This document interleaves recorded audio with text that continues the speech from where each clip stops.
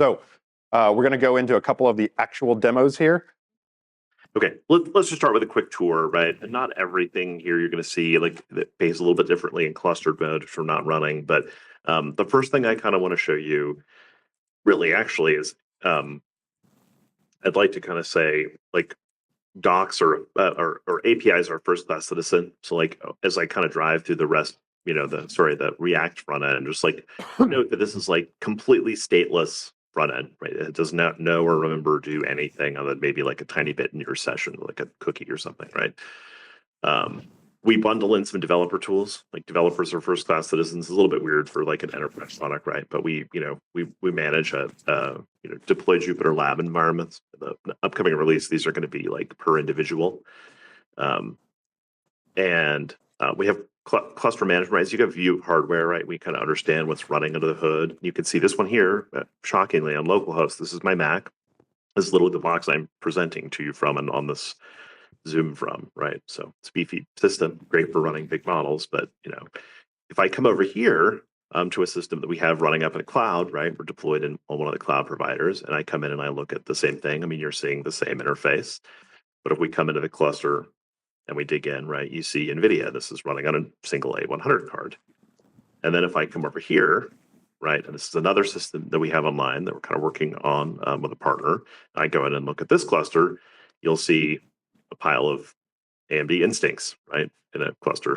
This is beefy. Yes, I do like to play with it. So that's kind of a quick overview, right? And from a cluster management perspective, like back here, and you actually couldn't even tell what I'm doing practically because they look so similar. Of course, you actually get to deploy models, right? So here I have, it's my Mac, and this is reasonably fast. I have this Qwen Coder 32B Instruct, right? And we kind of have platform-specific things you can click on. Like if I click on this, this is the native like Llama CVP interface. You don't have to use this because it has an OpenAI compatible interface, but you can jump right into it. Now, what's cool is we're kind of managing things like load balancing in here. And actually, I'll literally show you this through the REST API because I actually don't expose this through the interface right now. So what I'm going to do, we'll go look at the cluster runtime config, right? And if I pull this through the REST interface, you'll notice down here, there's much stuff about load balancing the model port, right? We're getting really geeky here, I know. But we're actually kind of instantiating these endpoints dynamically. And across the cluster, we actually run load balancers, like which if you're more want to use Kubernetes type terms, it's not running on Kubernetes, but I think it's a good analogy for people who are used to it, right? This is the ingress gateway. And on that, we can do SSL termination and load balancing. And then under the hood, Kamiwaza is built on top of Ray, which is the distributed computing framework that Anyscale helps maintain, open source. And that actually distributes amongst the cluster as well. And it also underpins the way that we build the inference mesh between sites. Right? So when you talk about load balancing and scaling, you're talking about that like on a query is still running only on a single machine, right? You're not actually splitting it up. Or are you splitting up all the individual? Query is an ambiguous term. Yeah, well, I'm trying to say like so I'm a user using this. Is it more like a web application load balancer where each user is being directed to a different machine, or is it actually running different inferencing operations across different machines in the back end? Great question. Notice here I got the scaling, and I'm obviously don't really want to auto scale on a Mac, right? What I'm showing you on, but we'll auto scale. So this one has a single instance, and that's the default like starting copy. There is a threshold at which, when there's enough requests in the queue to a model, will start. If you have hardware, will start turning up additional instances. You'll notice that we have an idea of what the GPU allocation is. Like that's kind of regardless of what platform we're on. Like if I come over here and look at I just switched over. I kind of have to narrate this, but if I switch over to the deployment that's on the cloud box, right? Like the same thing, totally different engine because it's not Llama CVP, it's VLLM, but you'll notice this model, and it has a very large context, and it's a bigger model. It's taking up almost the entire A100, but we have awareness of these things. And so we can turn up multiple copies of models, we can spread them across cards, and then we can spread them across clusters. And actually that is where it's interesting. So I said load balancing, and you saw that load balancer. It is important. But the load balancing to the model instance actually happens at the array layer. So the outer load balancer, the ingress, does things like JWT enforcement to make sure authenticated, and the SSL termination. It rewrites URLs because honestly, array serves like internal URLs for serve deployments are messy and not very developer friendly. So we do that on the outer layer, and then we distribute to the model instances with the inner array layer. That was a lot. So it is functioning sort of like a traditional web application load Absolutely. balancer. Yeah, absolutely. Web and app. 100%. Yeah. Okay. Gotcha. Yeah. And actually, I mean, as we get into it, like at the app layer, one of the amazing things about integrating with Kamiwaza is, and we'll expose this more coming up, is that not only do you have the user authentication layer, but we're going to allow people, because frankly, these systems tend to be underutilized for things that are not the GPU. And so allowing somebody to deploy like an application container, then we can actually tuck under our ingress filter in an isolated environment to let it take advantage of all of our things. Means you don't even necessarily have to integrate app with your auth with your app. You can integrate it with Kamiwaza, and we'll kind of take care of it at the ingress layer. So it's something we're doing. I don't know if that makes sense for mission critical apps, but it probably makes a lot of sense for what we actually see, which is that there's kind of a lot of variety in GenAI apps. If that makes sense. I was going to come over here and run this. This is like just a random. So from another thing, we'll actually show you one of these agents, but I'm going to run this notebook. I just want to see like the catalog ingesting data, right? It's like pretty quick. And I'm going to jump over to this weather data and I'll rerun this, right? And this is running locally, so it's maybe not, it would be probably faster on a lot of systems because it's truly running right here. But you'll notice it knows where I am. It's now reading the Parquet files. There's 33,000 Parquet files because this data set's actually 1.3 billion rows, right? What you'll see here is it's pretty easy for us to get the data set out of the Kamiwaza catalog by looking for it, right? We're looking for it by the name, surface data. We're saying it's a Hive partition set of Parquet, and we get the schema out of it, right? And we're kind of processing that. Now, something you'll notice here, these little taskbars, and I could do this with something else that might be even more illustrative. Like this is not this one, sorry. Yeah, that was a little quick. It didn't look like it was doing anything, but I imagine that taskbar is going to fill up, right? No, it's done. It was already done. Yeah. And part of that's because, of course, we're not doing things with the data. We're ingesting metadata. Now, that one, obviously, the Parquet has metadata that's kind of global, so it's not the most challenging thing. But this is actually interesting. This is a real, like, ingestion. And actually, this could take a minute, actually. This is one of the ones that actually ships with the code. I feel like I might have showed this a year ago. We were doing something really, really similar, even in the very first version of Kamiwaza. The code's maybe a little more interesting or tighter now, but if I get down, I want to make sure I'm down where the bars are going to appear, right? We'll have some progress bars. Sorry, I'm scrolling around. Here they are. So you actually see this work in process. So you've got 1,900 different documents that are being processed, right? And I can hear my fan spinning up. You can't probably. Directional mic, thank you. But what we're doing here is we're running this through a tiny cleaning function that's user defined.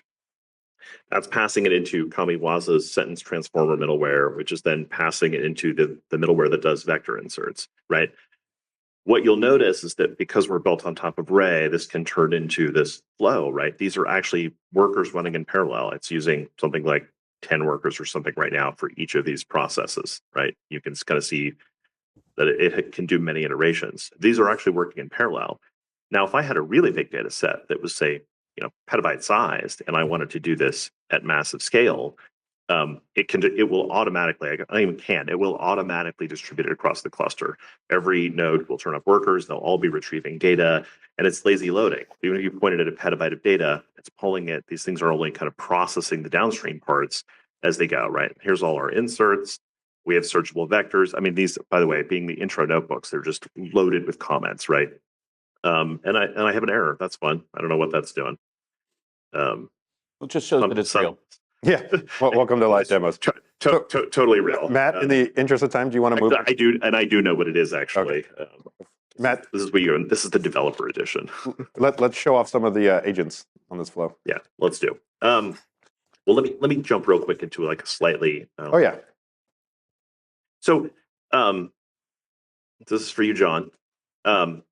So one of the things that we one of the things that we do is make it really easy to deploy on top, right? And the point I want to make here really is just that this is we're actually actively doing a bunch of ports of things, right? This is an app that's going to be in our app garden.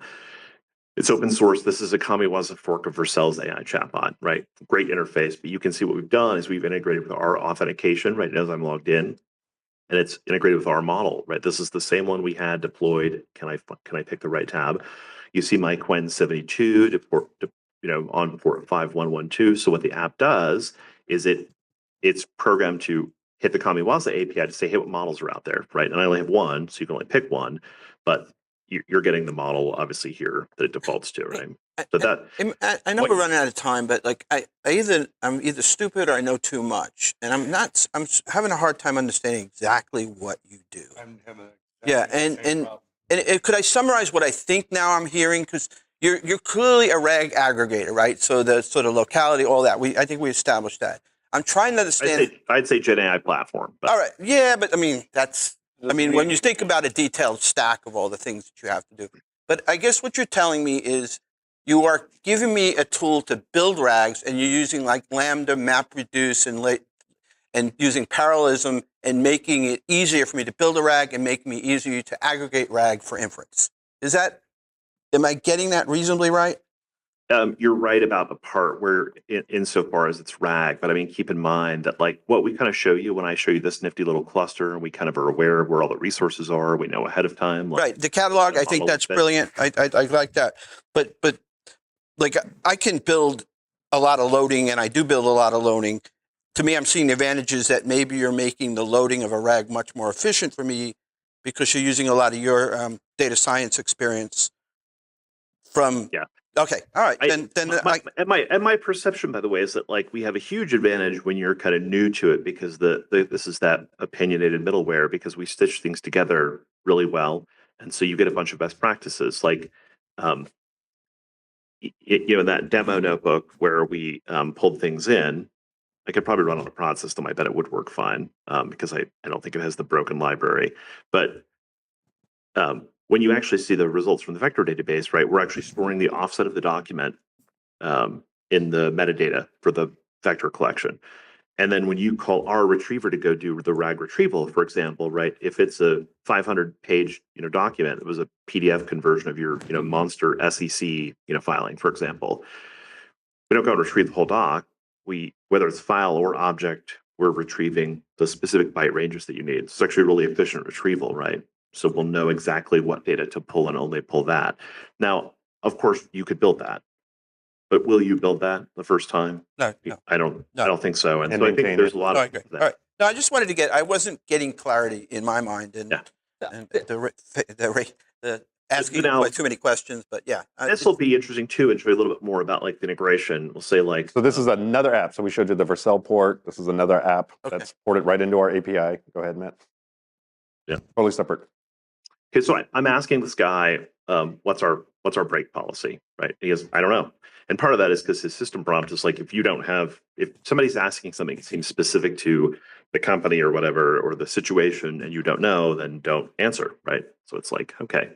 So if I come in here and I, some goodies in here, like very, company docs. Now, again, it's local, so this is happening local. So now this is like this is similar ingestion, but we're actually putting, this is an app that we're open sourcing, by the way. But with this, you can see like a prettier interface for all these things. How much data And I'm is doing it it- ingesting here? What was that? How much data is it actually ingesting here in this run? 18 documents. There you Yeah. But how big are those documents? They're like markdown files, like a K. So not very much at all. Okay. A lot of that is literally like just kind of flowing through the process. Yeah, just right? trying to get an understanding of how long it takes. Okay, go ahead. Oh yeah. I mean, and honestly, I wouldn't even say this is like optimized. Like if you're going to do this in production, I don't even think this particular app is wrapping in the pipeline construct that I showed you. But now, if I come back and I come into Alex, actually I need to go back and I think configure him because now he'll know the pet store docs are there, and we'll say,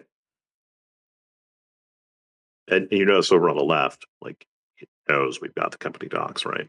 So now when I ask what our break policy is, it's a little slower to respond there's like a tiny RAG process going on back there to pull the data in. And so now we get an actual answer, right? Whereas he would refuse to answer before. That makes sense. Could you ask So him it's what kind the of capital of Nebraska is? He'll probably answer, by the way. I will. Because that's actually one of my company. trick questions for all RAG demonstrations. I personally use Kansas, but as a Nebraska, you know. And of course, I expect he's going to try to answer at least because my Let's see. instructions were in the prompt were not. It's funny. It's actually it actually is trying to retrieve it. That is definitely not in the RAG, but I saw it. I have the term up. I did see it. It still tried to retrieve. It was it's like here's the most relevant chunks. It's not in there. Okay. But once again, this could be any third-party app that simply plugs right into our API and our catalog service. So Luke, you mentioned earlier on that effectively offering with your solution an outcome support per cluster per month. So anybody can ask of your professional services, I would like to do, convert database A into, a newer format or something like that. And you guys would go off and create an agentic workflow to do that? Is that That's what we would work with them on. That's correct. Yeah. Using In fact, I kid you not, a lot of people are like, move from this cloud service to this cloud file service, but we want the same mapping, we want the same security applied, we want the same folder structure. And that was actually a use case that just came up. I kind of you're getting a lot of use of that. Keep going, Matt. Yep.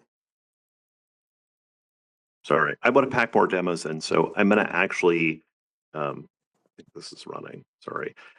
There's another app that we have forked. This is open our repo, although I wouldn't call this like polished, but I really enjoy this. This is a really powerful tool. And I think it goes to show like how easy it is as an enterprise potentially to deploy things that are like really meaningful. Does somebody want to give me an article topic?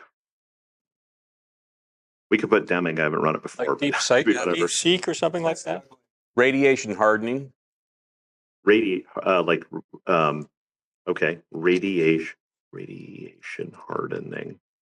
It's like for robots. I don't know. It's my jam. Something I'm into. Okay.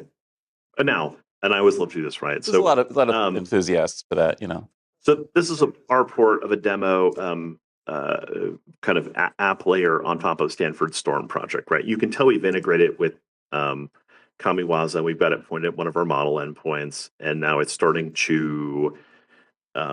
We'll come back to it, starting to think through perspective. And because we're kind of low on time, I'm going to actually flip back here while it's working. Oh, but I love this. I'm glad this came up. So take a look. The first thing it does is multi-agent systems in a sense, right? At least multi-persona systems, right? So the first thing it does is it tries to come up with personas that will then be involved in like building this article. And it has this fact writer, and there's like a constant interrogation where putting on the hat of each of these personas, it asks relevant questions, and then it goes out to start doing the research, right? So we'll come back to that. So I want to interrupt because I know this is a great demo, but my co-delegate here, Gina, who took a quick break, she has a thing about terminology. And you keep using agent here and agentic AI, and I think we think of agentic AI as something different than you are. Can you maybe talk about your perspective of agents and what that means in your context? I think agents come in tiers. We have a great slide that talks about this. So I think Matt, answer quick. 24 minutes. Yeah. Basically, I think there's a tier where you kind of get into the chat is not agentic, and I think the kind of level one, if you think about this like parallel like FSD levels, right? Like level 2 FSD is kind of compared to an agent that calls tools, and then you get to agents that plan and then execute a bunch of plans. By the way, I mean actually, speaking of agents, I put this up too, right? Let's see if this is online. It's kind of spinning up a sandbox environment, right? The fifth app now that's run on top of us. Right, and I think this is great. And the what I'm digging at here is the traditional view is we have chatbots, and from the user perspective, right? Whether the chatbot is going off and talking to one thing or 400 things or 400,000 things on the back end, I don't really care, right? As long as it gives me an answer. So call response, right? I think that was what Stephen's question was about as well, is we have call response, is that going to one machine or many? Then if I ask the agent something, can it act on my behalf? Yes. So Matt, show him it right now. This is it. He literally asked it, and now it's going off and doing it. Go ahead, Matt. Yeah, but it's running. So I mean, I told it build me an app, and it's building it. So it's coming up with a plan. It's executing all over the place. At some point, I'll be able to click. So then, it's not very fast to refresh. It's starting to build the code in here. so it's going off and building an app, which is great. Yeah. Now, at the global level, what is the problem you're solving for me?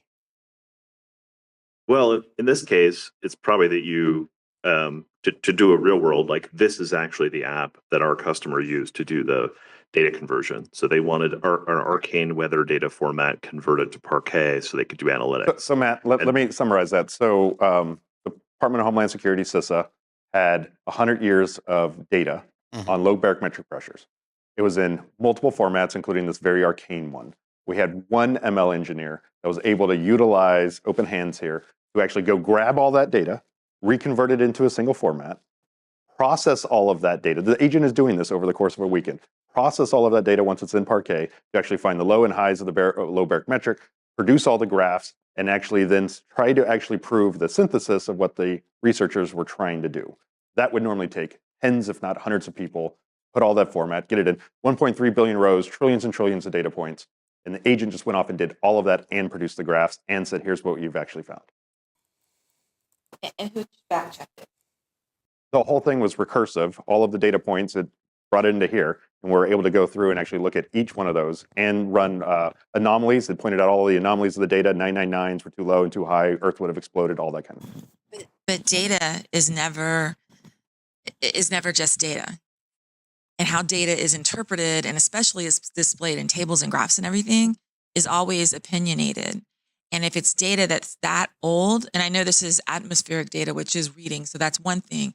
But if you look at just city map data from the past 80, 100 years, redlining districts, other things that are there that we know they're there because of racist policies, but that's not obvious if you just send an agent to look at the data. So is there an opportunity or an availability for there to be a human in the middle of all of this and to make That's actually part of the point of this tool. Really, was that that we could have a data analyst who is a person who is looking at what it was doing, who could actually have it explain like the theory of the code it was writing, and then of course we had the chief meteorologist of CISA who was also kind of like directing this, right? Who's a low pressure weather systems expert.